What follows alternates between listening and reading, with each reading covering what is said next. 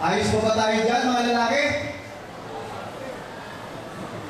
May paninindigan, faithful to their wives,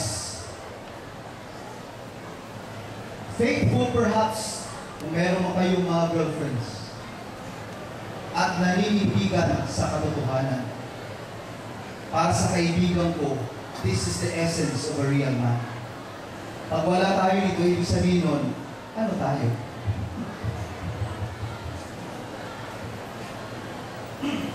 Now, my dear brothers and sisters, I would like to end this sharing with another insight.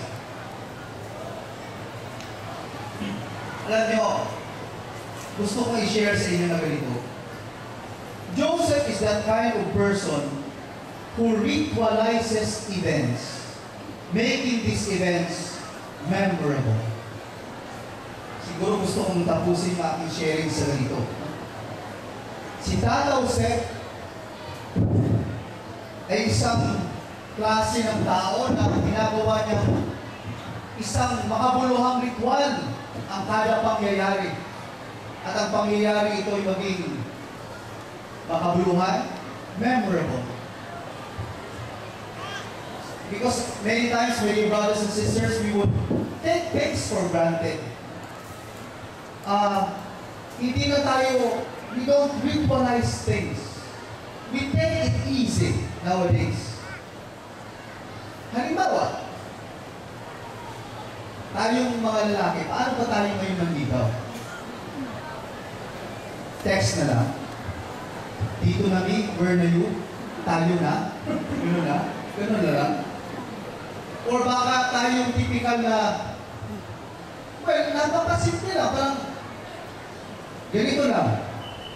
Ginanong mo yung babae, pagkatapos sinabi mo, tay, kita.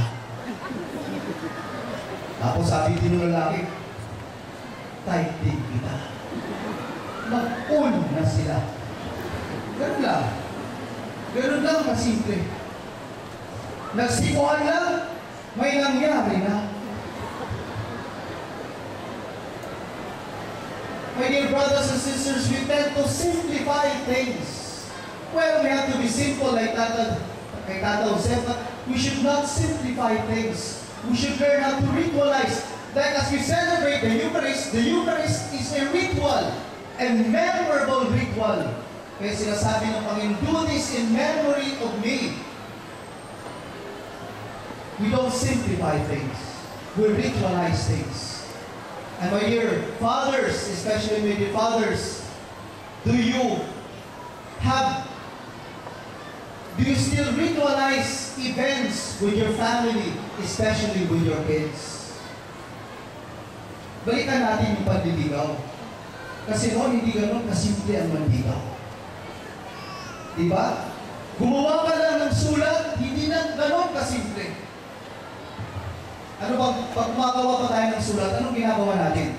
Naghahanap lang ba tayo ng yellow pad at doon natin ginagawa ang sulat? Pag gumawa ka ng sulat sa yellow pad at ibigay mo ito sa nililigawan mo, may pogi points ka ba? Di ba? Anong gagawin mo? Dapat pupunta ka sa National Bookstore. Bakit? Kasi maghahanap ka ng stationery.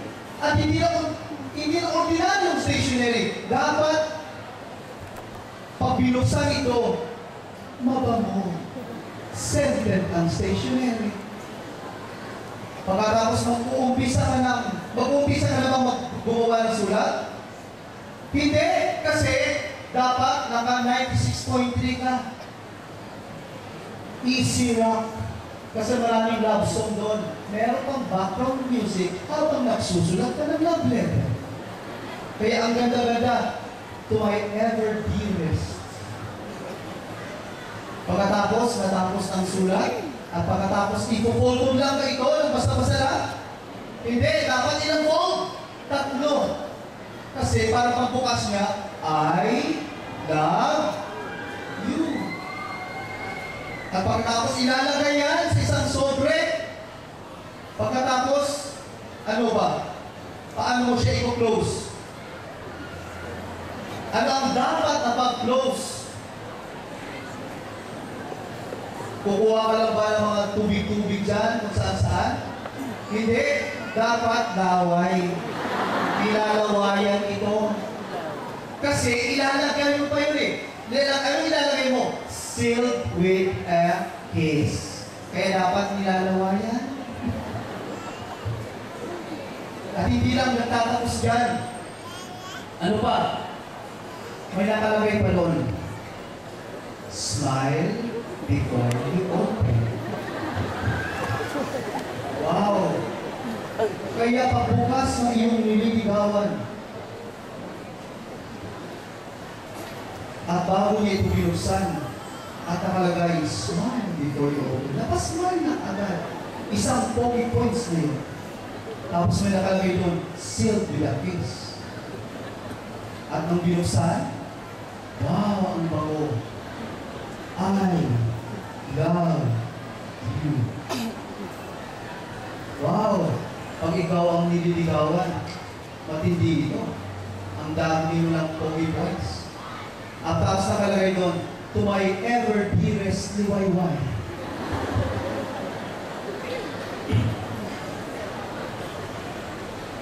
May sasabihin ako sa iyo, huwag ka sanang magagalit. Pwede ba tayong magkita sa January 28 sa Manila Hotel bago mag-alas 8 ng gabi? Diba? Pagkatapos ito na. Ito na yung babae. Excited na sa bago dumating ang January 28. At nung dumating ang January 28, pumunta na sila doon sa Manila Hotel. At hindi lang basta-basta, ritualize na eh. Hindi lang basta-basta sa anong table. Dapat nasa table 10. Kasi doon sa table 10, adjacent doon, ang window overlooking the Manila Bay. Dito na, malapit na yung alas 8. May sasabihin ang lalaki, pero hindi niya ito basta-basta sasabihin. Hinihintay niya yung alas 8 ng gabi. Nire-ritualize. Hindi na gano'n kasimple. Bago papalapit na ang alas 8 ng gabi, biglang papasok ang mga musik. Pagkatapos tutugtog ng Unchained Melody. 7:45, timping-timping na yung lalaki. Hindi niya pa pwedeng sabihin.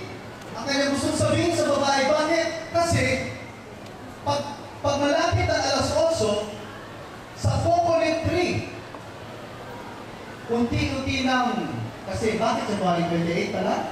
Kasi full moon ito. Full moon ang January 28. At pag malapit ang alas 8, doon sa table 10, overlooking the Manila Bay, merong coconut tree. At pag alas 8 ng gabi, unti-unti itong pagkatapos pag alas 8 na, malapit na sa coconut tree at coconut leaves ang full moon. Wow!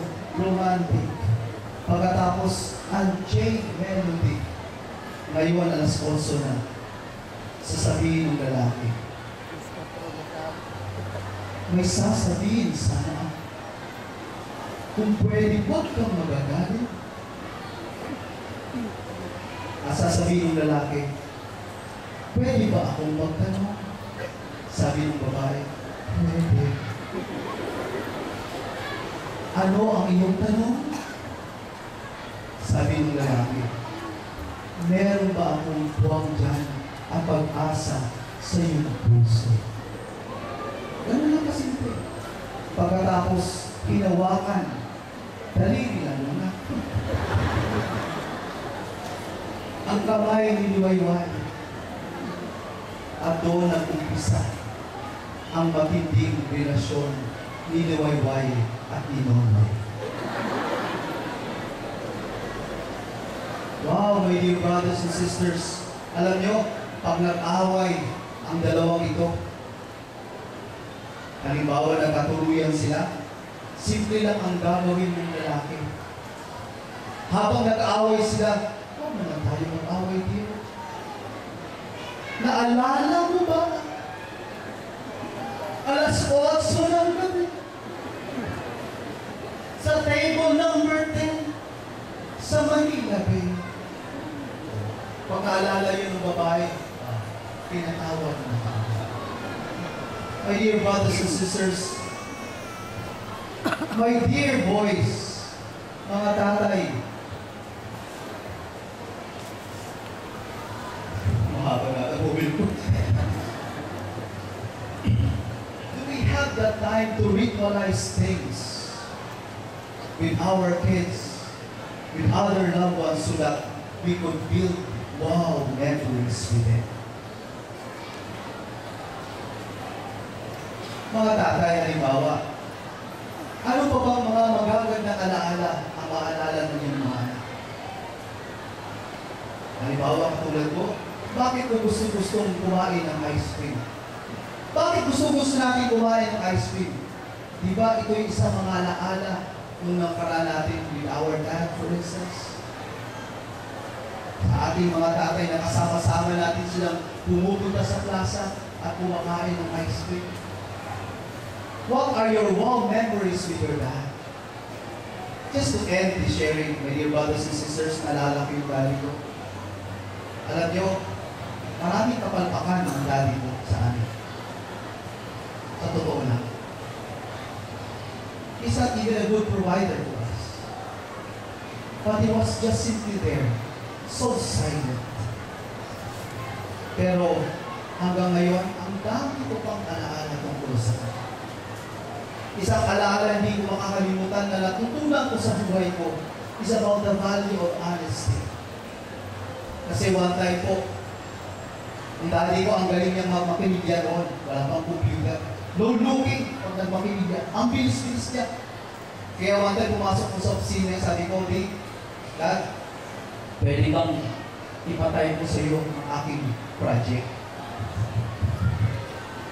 Well, mukhang ginawa niya ng ata, hindi ko siya maalala. Mukhang ginawa niya ang project ko. Kaya lang, may tinanong siya sa akin. Sabi niya, yes, teka, ang grade, kanino mo pupunta? Sa iyo o sa akin? Parang sinasabi ng daddy ko silently, yes, you know, sa lahat na sana ang gagawin mo, maging totoo ka at maging honest ka. He was a simple man. And yet, I have lots of good memories with him, especially the value of honesty and many other things. Now, my dear brothers and sisters, if our loved ones are with us, our kids are with us, what are those happy memories with them? Can we simply bow our heads? At sa sandali ng katahimikan, ipanalangin natin ang lahat ng mga tatay at ang lahat ng mga lalaki na sila maging totoo, magpakatotoo at may buong kalooban na sunod sa kalooban